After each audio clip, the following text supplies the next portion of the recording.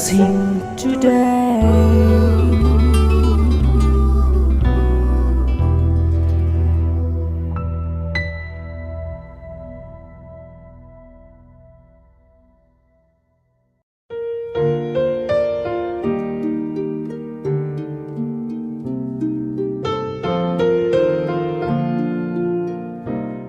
Blessing ടുഡേയിലേക്ക് ഒരിക്കൽ കൂടെ സ്വാഗതം. ഇന്നത്തെ എപ്പിസോഡ് സ്പോൺസർ ചെയ്തിരിക്കുന്നത് CJ സാറാമ്മ ഫ്രം രാജസ്ഥാൻ, അതുപോലെ തന്നെ KC ജെയിംസ് കൊടകരയിൽ നിന്ന്. കർത്താവെ, ഞങ്ങൾ ഒരുമിച്ച് ചേർന്ന് ഇവർക്ക് വേണ്ടി പ്രാർത്ഥിക്കുന്നു. സാറാമ്മയ്ക്ക് വേണ്ടി ഞങ്ങൾ ഒരുമിച്ച് പ്രാർത്ഥിക്കുന്നു. തൻ്റെ ശരീരത്തിൽ പൂർണ്ണമായ സൗഖ്യം നടക്കട്ടെ എന്ന് പ്രാർത്ഥിക്കുന്നു. ആർത്രൈറ്റിസിൽ നിന്ന് പൂർണ്ണമായ വിടുതൽ ഇപ്പോൾ തന്നെ വന്ന് ചേരട്ടെ കർത്താവെ. KC ജെയിംസിന് വേണ്ടി പ്രാർത്ഥിക്കുന്നു. അദ്ദേഹത്തെ സാമ്പത്തികമായ കാര്യത്തിൽ അങ്ങ് അനുഗ്രഹിക്കണമേ. ആ സ്ഥലത്തിൻ്റെ വിൽപ്പന നടക്കട്ടെ എന്ന് ഞങ്ങൾ പ്രാർത്ഥിക്കുന്നു, യേശുവിൻ നാമത്തിൽ തന്നെ. ആമേൻ, ആമേൻ. ഇന്നത്തെ എപ്പിസോഡ് സ്പോൺസർ ചെയ്തതിൻ്റെ പേരിൽ ബ്ലെസ്സിംഗ് ടുഡേയുടെ പേരിലുള്ള പ്രത്യേകമായ നന്ദിയെ ഈ സമയത്ത് അറിയിക്കുന്നു. കർത്താവ് നിങ്ങളെ ധാരാളമായി അനുഗ്രഹിക്കട്ടെ എന്ന് പ്രാർത്ഥിക്കുകയും അതുപോലെ ആശംസിക്കുകയും ചെയ്യുന്നു.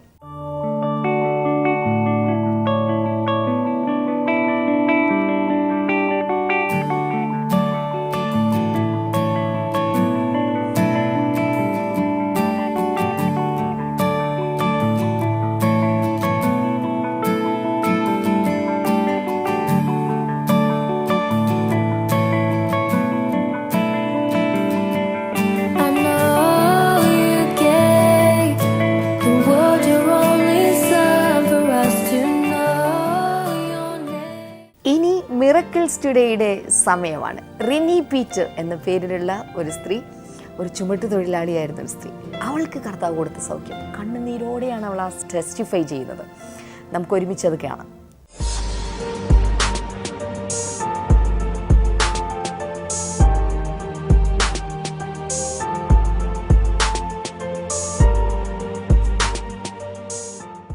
ഈ സഹോദരിയുടെ പേര് റെനി പീറ്റർ. ഒരു കൂത്താട്ടുകുളത്ത് നിന്നാണ് വരുന്നത്. ഈ കഴിഞ്ഞ 2012 ഒക്ടോബറിലായിരുന്നു ആദ്യമായിട്ട് ബ്ലെസ്സിംഗ് ടുഡേ TV പ്രോഗ്രാം കാണുന്നത്. അന്ന് TV-യിൽ ഇങ്ങനെ വിളിച്ചു പറഞ്ഞു, 2012 ഒക്ടോബർ മാസം 27-ാം തീയതി പിറവത്ത് ഒരു ബ്ലെസ്സിംഗ് ഫെസ്റ്റിവൽ ഉണ്ടെന്ന് പറഞ്ഞിട്ടുണ്ടായിരുന്നു. ആദ്യമായിട്ട് ഈ സഹോദരി അവിടെ പങ്കെടുക്കുന്ന സമയത്ത് സഹോദരിയുടെ എലിക്ക് ഭയങ്കര ശക്തമായിട്ടുള്ള വേദനയായിരുന്നു. ചുമട് ചുമക്കുന്ന ജോലിയാണ്, കറ്റ ചുമന്നും അതുപോലെ ഒത്തിരി ചുമട് ചുമക്കുന്ന ജോലിയായിരുന്നു. ജോലിക്ക് പോലും പോകാൻ കഴിയാത്ത വണ്ണം എലിക്ക് ഭയങ്കര വേദനയായിരുന്നു. അന്ന് ആ ബ്ലെസ്സിംഗ് ഫെസ്റ്റിവലിൻ്റെ അവസാന നിമിഷത്തിൽ ദൈവദാസൻ പ്രാർത്ഥിച്ചുകൊണ്ടിരിക്കുന്ന സമയത്ത് ഇങ്ങനെ വിളിച്ചു പറഞ്ഞു, ശരീരത്തിൽ അസഹ്യമായ വേദന അനുഭവപ്പെടുന്ന, ശരീരത്തിൽ വേദനയുള്ള വ്യക്തികളെ യേശു സൗഖ്യമാക്കുന്നു എന്ന് വിളിച്ചു പറഞ്ഞു. ഈ സഹോദരി അത് ഏറ്റെടുത്തു. സഹോദരി പറഞ്ഞു, അന്ന് മുതൽ എനിക്ക് ആ വേദന ഉണ്ടായിട്ടില്ല. ഈ സഹോദരിക്ക് വിശ്വാസം വന്നു. ആദ്യമായിട്ടുള്ള വിശ്വാസം കയറിയത് അങ്ങനെയാണ്. വിശ്വാസം വർദ്ധിച്ചു. ദിവസവും രാവിലെ ബ്ലെസ്സിംഗ് ടുഡേ TV പ്രോഗ്രാം കണ്ടുകൊണ്ടിരുന്നു. ജനുവരി മാസം വന്നു. ഇപ്പോൾ 13-ാം തീയതിയോടുകൂടി സഹോദരി പറഞ്ഞു വെച്ചാൽ എനിക്ക് തലയ്ക്കകത്ത് ഭയങ്കര പെരുപ്പും വേദനയുണ്ടായി. ഈ ചുമടെടുക്കുന്ന ജോലി ചെയ്യാൻ പറ്റാത്ത വണ്ണം അതിനു മുൻപ് പല പ്രാവശ്യം തലയ്ക്ക് ക്ഷതമേറ്റിട്ടൊക്കെയുണ്ട്. അതിനെ ആയിരിക്കുമെന്ന് കരുതി. പക്ഷേ ഈ ജോലി പോലും ചെയ്യാൻ പറ്റാത്തവണ്ണം തലയ്ക്ക് ഭയങ്കര വേദനയായിരുന്നു. ഒത്തിരി വിക്സൊക്കെ വാരി പുരട്ടുമായിരുന്നു. ഡോക്ടേഴ്സിനൊന്നും കാണാൻ പോയിട്ടില്ല. ഫെബ്രുവരിയിലായിരുന്നു ബ്ലെസ്സിംഗ് ടുഡേ TV പ്രോഗ്രാമിൽ ദേവദാസൻ വിളിച്ചു പറഞ്ഞു, തലയ്ക്കകത്ത് വേദന അനുഭവിക്കുന്ന വ്യക്തിയെ യേശു തൊടുന്നു, സൗഖ്യമാക്കുന്നു എന്ന് പറഞ്ഞു. ഈ സഹോദരി പറഞ്ഞു, ഞാൻ ഈ കഴിഞ്ഞ ഫെബ്രുവരിയിൽ സഹോദരി പറഞ്ഞു, ഞാൻ ആ TV-യുടെ മുൻപിൽ അപ്പം തന്നെ മുട്ടുകുത്തി കൈ സ്ക്രീനിലേക്ക് നീട്ടിപ്പടിച്ചിട്ട് പറഞ്ഞു, എൻ്റെ കർത്താവേ, എൻ്റെ വേദന നീ അറിയുന്നുവല്ലോ, എൻ്റെ വേദനയാണ് കർത്താവെ നീ സൗഖ്യമാക്കുന്നതെന്ന് വിളിച്ചു പറഞ്ഞു. ഈ സഹോദരി ഏറ്റെടുത്ത് പ്രാർത്ഥിച്ചു. സഹോദരി പറഞ്ഞു, അന്ന് മുതൽ എനിക്ക് ആ വേദന ഉണ്ടായിട്ടില്ല. ദിവസവും എനിക്ക് ജോലിക്ക് പോകാം, ചുമടെടുക്കാം, എനിക്ക് ഒരു ഭാരവും പിന്നെ അതിനുശേഷം ഉണ്ടായിട്ടില്ല എന്ന് പറയണം. ഈ സഹോദരി ഇവിടെ നിന്ന് കരയുകയാണ്, ചുമ്മാ കരയില്ല. എന്താണ് ഈ പറഞ്ഞതൊക്കെ ശരിയാണോ സിസ്റ്റർ? വിളിച്ചു പറഞ്ഞതെന്ന്. അപ്പൊ ദൈവത്തിന്റെ തിരി രക്തത്താൽ അങ്ങ് കഴുകി മാറ്റണേ എന്ന് പറഞ്ഞു. അങ്ങനെ ദൈവം എന്റെ വിളി കേട്ടു. പൂർണ്ണമായിട്ട് മാറി. പിന്നെ അതിനുശേഷം ഈ വേദന വന്നിട്ടില്ല. ഞാൻ തലയെ വെച്ച് മണല് ചുമന്നു. പിന്നെ ഞാൻ പച്ച വിറക്, ഈ റബ്ബറിന്റെ വിറക് ഞാൻ വെട്ടി ചുമക്കുന്നുണ്ട്. എല്ലാം ചുമന്നു. ഒരു പ്രശ്നമില്ല. പഴയതിനേക്കാൾ കൂടുതൽ ജോലി ചെയ്യാൻ തുടങ്ങി.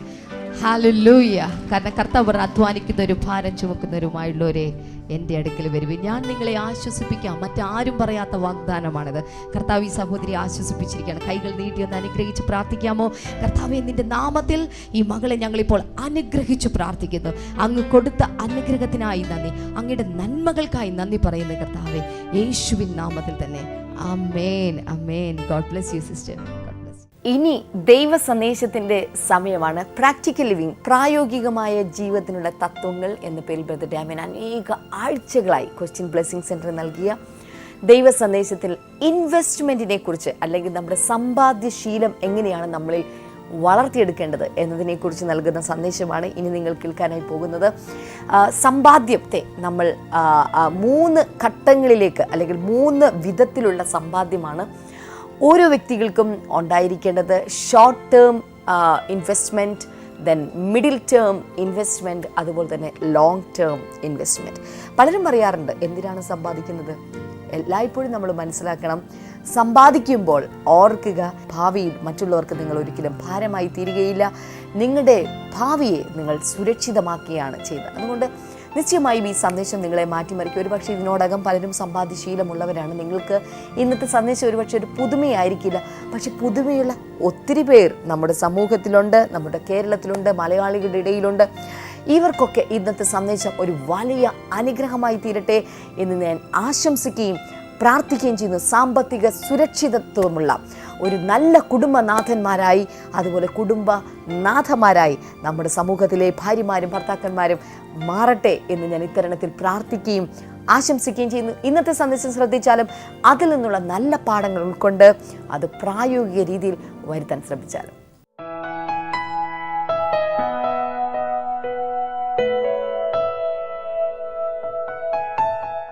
Savings is the first step to investing. നിക്ഷേപത്തിനുള്ള ആദ്യത്തെ പടിയാണ് പണം സംഭരിക്കുക എന്നുള്ളത്. First you save something, ആദ്യം നിങ്ങൾ ചിലത് സംഭരിക്കുക, then the saved amount you can invest in some profitable thing. എന്നിട്ട് സംഭരിച്ചു വെച്ചിരിക്കുന്ന ആ തുകയെ നിങ്ങൾക്ക് ലാഭകരമായിട്ടുള്ള ചില നിക്ഷേപ പദ്ധതിയിലേക്ക് മാറ്റുവാൻ സാധിക്കും. No savings, no investment. അതുകൊണ്ട് ഓർക്കുക, സംഭരണമില്ലെങ്കിൽ നിക്ഷേപവും ഒരിക്കലും ഉണ്ടാകില്ല. What is the purpose of saving or investment? എന്തൊക്കെയാണ് സംഭരണത്തിന്റെയും അതുപോലെ തന്നെ നിക്ഷേപത്തിന്റെ ഉദ്ദേശ ലക്ഷ്യങ്ങൾ എന്നുള്ളത്? Number 1, it is to have a safe future for you and for your family and for the immediate relatives. ഒന്നാമത്തെ അതിന്റെ ഉദ്ദേശം ഇതാണ്, നിങ്ങൾക്ക് വേണ്ടി, നിങ്ങളുടെ കുടുംബങ്ങൾക്ക് വേണ്ടി, നിങ്ങളുടെ ബന്ധുക്കൾക്ക് വേണ്ടി, അവരുടെ ഭാവിക്ക് വേണ്ടി കരുതുവാനുള്ളതാണ് നിങ്ങളുടെ സംഭരണ തുക എന്നുള്ളത്. You can face your future fearlessly. നിങ്ങൾക്ക് ധൈര്യത്തോടെ ഭയമില്ലാതെ നിങ്ങളുടെ ഭാവിയെ നേരിടാൻ നിങ്ങൾക്ക് സാധിക്കും.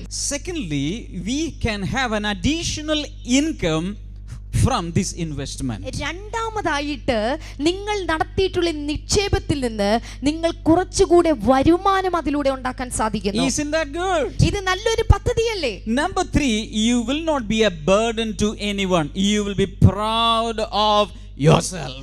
മൂന്നാമതായിട്ട്, നിങ്ങൾ ഒരിക്കലും ആർക്കും ഒരു ഭാരമാകുകയില്ല, മറിച്ച് നിങ്ങൾക്ക് എപ്പോഴും അഭിമാനത്തോടെ എത്ര വയസ്സായാലും ജീവിക്കാൻ സാധിക്കും. When you have a need, you will not have to go around knocking, can you help me, can you help me, can you help me? നിങ്ങൾക്ക് ഒരു ആവശ്യം വരുന്ന സമയത്ത് വാതിലുകളിൽ പോയി മുട്ടിയിട്ട് എന്നെ സഹായിക്കാമോ, എന്നെ സഹായിക്കാമോ, എന്നെ സഹായിക്കാമോ എന്ന് ചോദിച്ച് അലയേണ്ടി വരികയില്ല. Can I tell you something? ഞാൻ ചില കാര്യങ്ങൾ കൂടെ പറയട്ടെ. The wisest decision in your life is to save something for your future use, not only for you but for the family and people around you. സാമ്പത്തിക കാര്യത്തിലെ ഏറ്റവും ബുദ്ധിപരമായ ഒരു തീരുമാനം എന്നുള്ളത് നിങ്ങൾക്ക് വേണ്ടി, നിങ്ങളുടെ കുടുംബാംഗങ്ങൾക്ക് വേണ്ടി, നിങ്ങളുടെ ഭാവിക്ക് വേണ്ടി അല്പം തുക നിക്ഷേപിക്കുക എന്നുള്ളതാണ്. Now I'm going to give you some important principles. ഇനി ഇപ്പോൾ ചില പ്രധാനപ്പെട്ട തത്വങ്ങൾ ഞാൻ നിങ്ങളെ പഠിപ്പിക്കാൻ പോകുകയാണ്. Are you ready? എത്ര പേര് തയ്യാറായിട്ടുണ്ട്? Are you ready out there? ഇന്ന് ഇപ്പോൾ എല്ലായിടത്തും ഉള്ളവർ തയ്യാറാണോ? And as I'm preaching, some healings also are taking place. ഇപ്പോൾ ഞാൻ പ്രസംഗിച്ചുകൊണ്ടിരിക്കുമ്പോൾ തന്നെ ചില രോഗസൗഖ്യങ്ങൾ നടന്നുകൊണ്ടിരിക്കുകയാണ്. I can sense the anointing of the Holy Spirit going out from here, from the blessing center. Blessing സെന്ററിൽ നിന്ന് ദൈവത്തിന്റെ അഭിഷേകം പലയിടത്തേക്കും ഒഴുകി വരുന്നത് എനിക്ക് അനുഭവിക്കാൻ സാധിക്കുന്നുണ്ട്. These principles note down. ഈ തത്വങ്ങൾ നിങ്ങൾ എഴുതിയെടുക്കണം. investments can be classified into 3 categories. നിക്ഷേപങ്ങളെ 3 വിഭാഗത്തിൽ നമുക്ക് തരംതിരിക്കാൻ സാധിക്കും. Very important. Write down number 1, short term investments. വളരെ പ്രധാനപ്പെട്ട കാര്യങ്ങൾ എഴുതിയെടുക്കുക. ഹ്രസ്വകാല നിക്ഷേപങ്ങൾ. Secondly, medium term investments. രണ്ടാമതായിട്ട് ഇടക്കാലത്ത് ആവശ്യത്തിനു വേണ്ടിയിട്ടുള്ള നിക്ഷേപങ്ങൾ. അധികം കാലദൈർഘ്യമില്ലാത്ത നിക്ഷേപങ്ങൾ. Number 3, long term investments. മൂന്നാമതായിട്ട് ദീർഘകാല നിക്ഷേപങ്ങൾ. There are 3 kinds of investments. ഞാൻ പറഞ്ഞല്ലോ 3 തരത്തിലുള്ള നിക്ഷേപങ്ങളുണ്ട്. Hallelujah. Hallelujah. Some people, in the name of investments, they take a lot of risk and they put here and there, and sometimes they lose all money. ചില ആളുകൾ നിക്ഷേപത്തിന്റെ പേരിൽ അവർ അവിടെ പണമിട്ട് ഇവിടെ പണമിട്ട് ഒത്തിരി പ്രശ്നങ്ങളിൽ ഉൾപ്പെട്ട് എല്ലാ പണവും ഒരു We നഷ്ടമായി. need an overall balance. ഓർക്കുക, നമുക്ക് എപ്പോഴും ഒരു ബാലൻസ് ഉണ്ടായിരിക്കണം. There are so many investment plans which offer high return for your money. നമ്മുടെ നാം മുടക്കുന്ന മുതൽ പണത്തിന് ധാരാളം പലിശ ലഭിക്കുന്ന അല്ലെങ്കിൽ അതിനുള്ള പണം ലഭിക്കുന്ന ഇൻവെസ്റ്റ്മെന്റുകൾ, നിക്ഷേപ പദ്ധതികളുണ്ട്. Select the best plan which ensure higher return with minimum risks.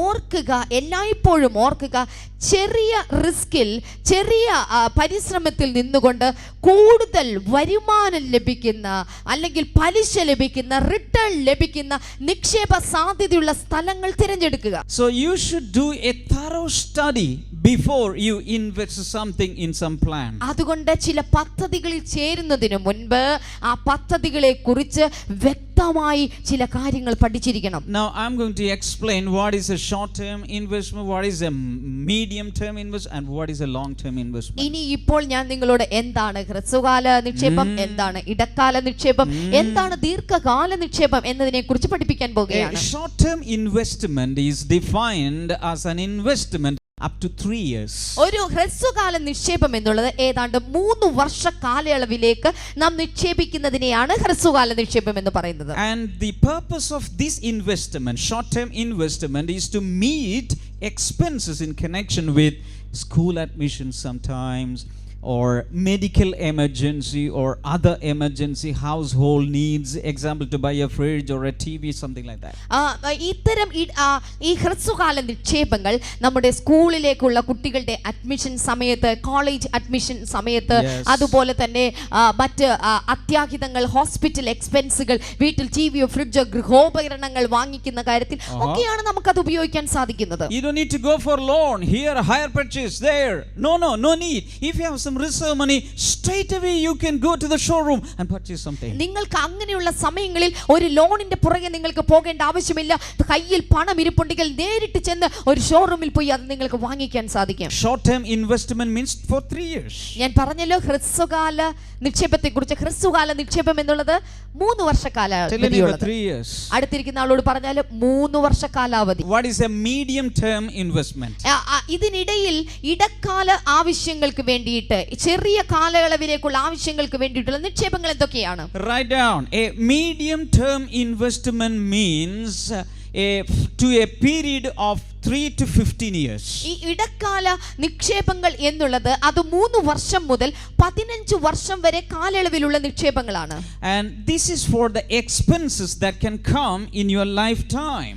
ഇത് നിങ്ങളുടെ ജീവിത കാലത്തിനുള്ളിൽ നിങ്ങൾക്ക് വരുന്ന ആവശ്യങ്ങളെ മീറ്റ് ചെയ്യാനുള്ള, അതിനെ തീർക്കുവാനുള്ള വഴികളാണ് ഇതിലൂടെ കണ്ടെത്തേണ്ടത്. Children are raised up, children are growing up taller, bigger, fatter.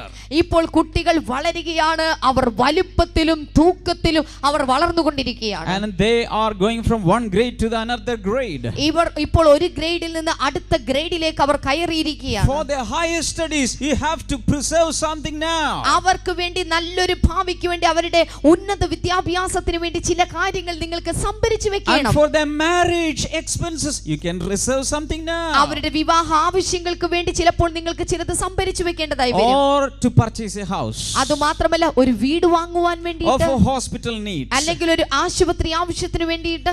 3 to 15 years. 3 മുതൽ 15 വർഷം വരെയുള്ള കാലാവധിയിൽ ചില നിക്ഷേപങ്ങൾ നാം കരുതി വെക്കണം. Tell your neighbor 3 to 15 years. അടുത്തിരിക്കുന്ന ആൾക്ക് കൈ കൊടുത്തൊന്ന് കുലുക്കിയിട്ട് പറഞ്ഞു 3 മുതൽ 15 വർഷം വരെ. പറഞ്ഞാലും 3 മുതൽ 15 വർഷം വരെ. And what are the modes of investment? ഈ ഇൻവെസ്റ്റ്മെന്റിന്റെ അല്ലെങ്കിൽ ഈ നിക്ഷേപ രീതികളുടെ മോഡ് എന്താണ്? ഏത് രീതിയിലൊക്കെ നമുക്കത് ചെയ്യാൻ സാധിക്കും? Number 1, again, a long term FD.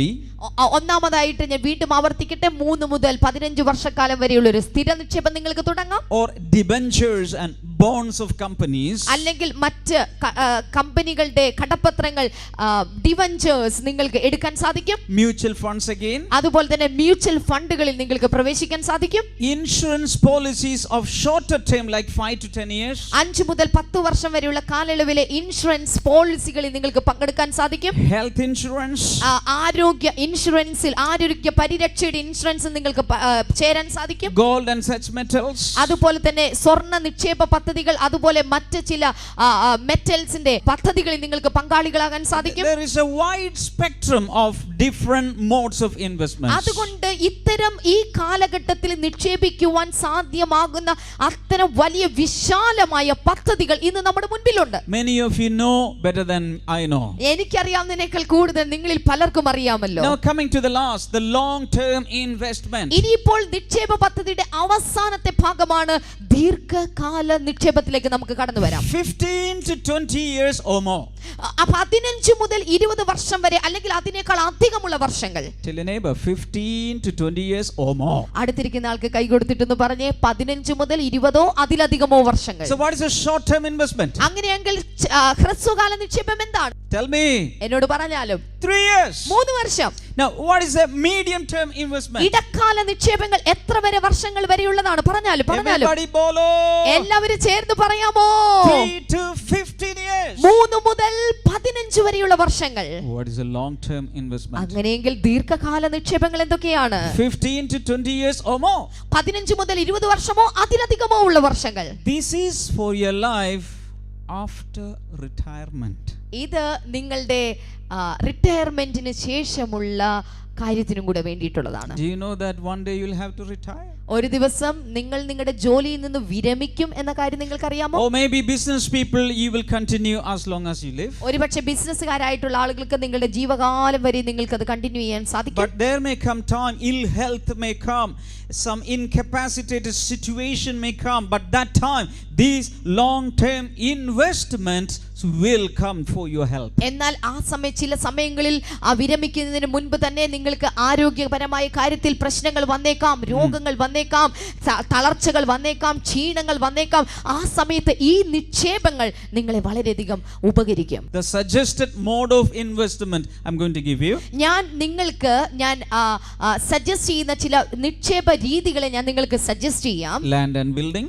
അത് കെട്ടിടങ്ങളോ അല്ലെങ്കിൽ സ്ഥലമോ ആയിട്ടുള്ള നിക്ഷേപങ്ങൾ. Insurance again. അതുപോലെ തന്നെ ഇൻഷുറൻസ് പദ്ധതികൾ. Mutual funds again. വീണ്ടും മ്യൂച്വൽ ഫണ്ടുകൾ.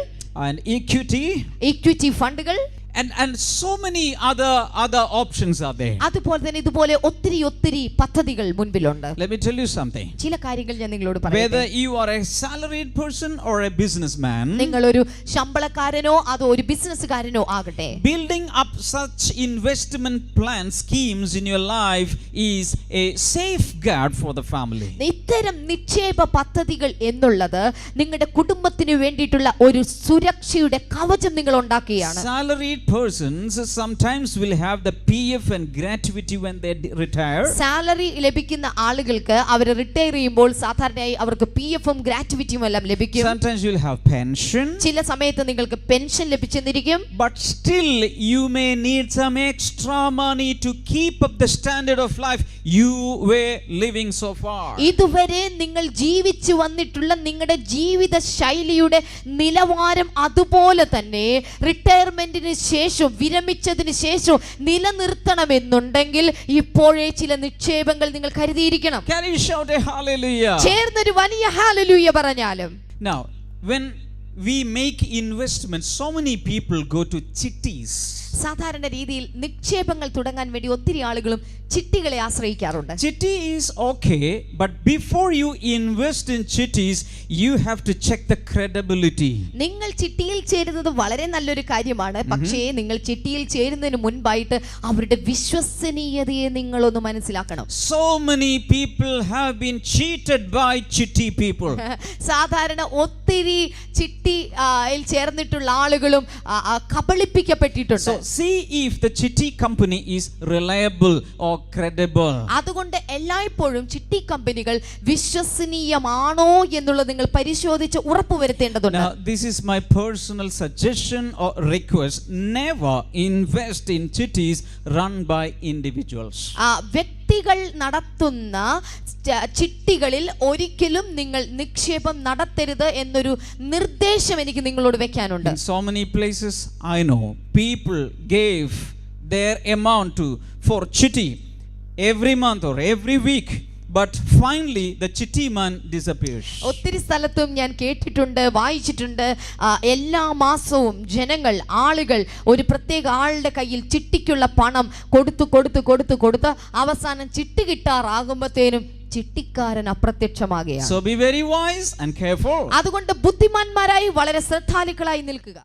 ഇനി നമുക്ക് ഒരുമിച്ച് ചേർന്ന് പ്രാർത്ഥിക്കാം. കർത്താവേ, ഞങ്ങൾ ഒരുമിച്ച് ഇത് കണ്ടുകൊണ്ടിരിക്കുന്ന ഓരോ വ്യക്തികൾക്കായി പ്രാർത്ഥിക്കുന്നു. ദൈവമേ, ഇവരുടെ ജീവിതത്തിൽ ഇന്നുവരെ മക്കൾക്ക് വേണ്ടി കരുതാൻ, കുടുംബത്തിന് വേണ്ടി കരുതാൻ സാധിക്കാത്തവരുണ്ട്. ദൈവമേ കർത്താവേ, ഇന്നത്തെ ഈ സന്ദേശം ഇവരുടെ ജീവിതത്തിൽ ഒരു വലിയ മാറ്റം ഭവിക്കട്ടെ എന്ന് പ്രാർത്ഥിക്കുന്നു.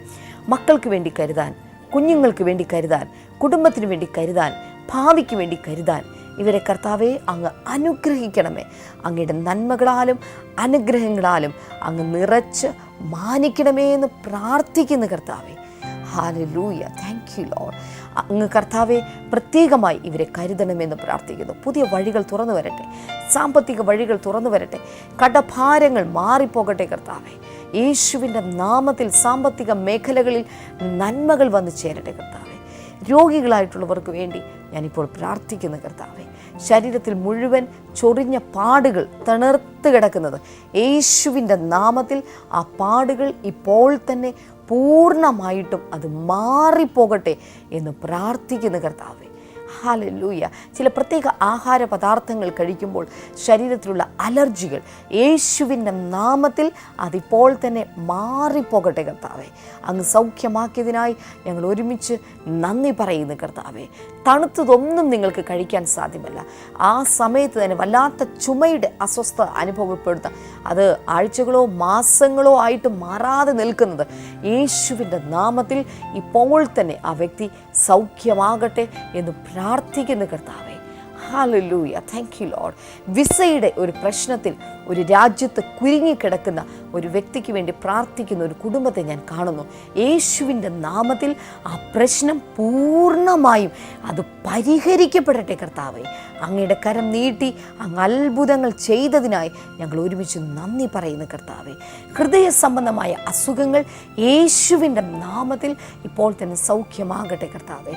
സ്പീച്ച്, സംസാരം ശരിയായ വിധത്തിൽ ആകാത്ത ചില കുഞ്ഞുങ്ങളെ ഞാൻ കാണുന്നു. കർത്താവ് ഇപ്പോൾ സൗഖ്യമാക്കിയാണ്. അത്തരം കുഞ്ഞുങ്ങൾ കിടക്കുന്നിടത്തേക്ക് ഇപ്പോൾ തന്നെ അവരുടെ മാതാപിതാക്കൾ ഓടിച്ചെന്ന് അവരുടെ തലയിൽ കൈവച്ച് പ്രാർത്ഥിക്കാൻ തുടങ്ങിയാലും യേശുവിൻ്റെ നാമത്തിൽ അവരുടെ സംസാരം ഏറ്റവും ക്ലിയർ ആകട്ടെ, അത് വ്യക്തമാകട്ടെ, അത് സംസാര ശേഷി അവർക്ക് ഉണ്ടാകട്ടെ എന്ന് പ്രാർത്ഥിക്കുന്നു കർത്താവെ. Thank you Lord. എല്ലാ രോഗികളും ഇപ്പോൾ തന്നെ സൗഖ്യമാകട്ടെ. പേര് പറയപ്പെട്ടതും പറയപ്പെടാത്തതുമായ സകല രോഗങ്ങളും ഇപ്പോൾ യേശുവിൻ്റെ നാമത്തിൽ ശരീരങ്ങളെ വിട്ട് മാറിപ്പോകട്ടെ കർത്താവെ. മാനസിക പ്രശ്നങ്ങൾ യേശുവിൻ്റെ നാമത്തിൽ അത് സൗഖ്യമാകുകയാണ്. മാനസിക പ്രശ്നങ്ങൾ പൂർണ്ണമായ വിടുതൽ ഇപ്പോൾ തന്നെ നടക്കട്ടെ എന്ന് പ്രാർത്ഥിക്കുന്നു. അങ്ങ് സൗഖ്യമാക്കിയതിനായി നന്ദി പറയുന്നു കർത്താവെ. യേശുവിൻ്റെ നാമത്തിൽ തന്നെ ആമേൻ, ആമേൻ.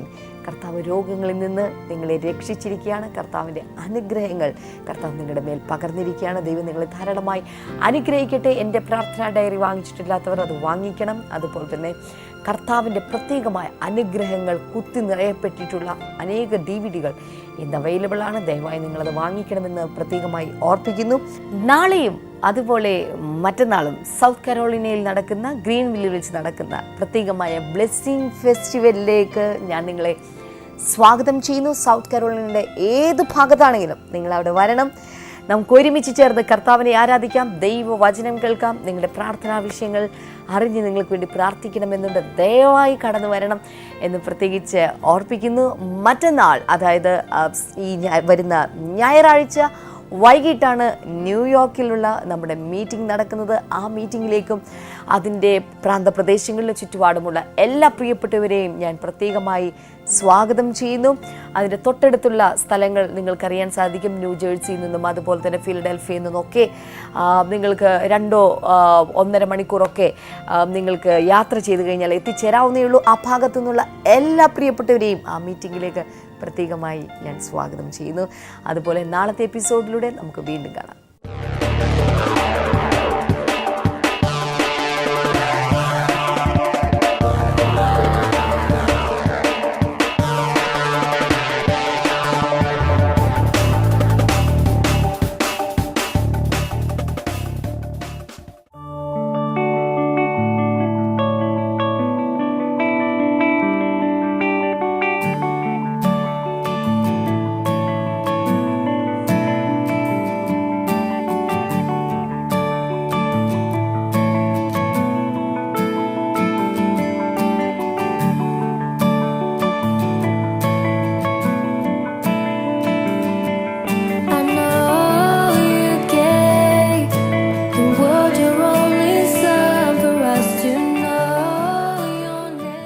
ഞങ്ങളുടെ address blessing today, post box number 2215, Edappally PO, Kerala, India 682024.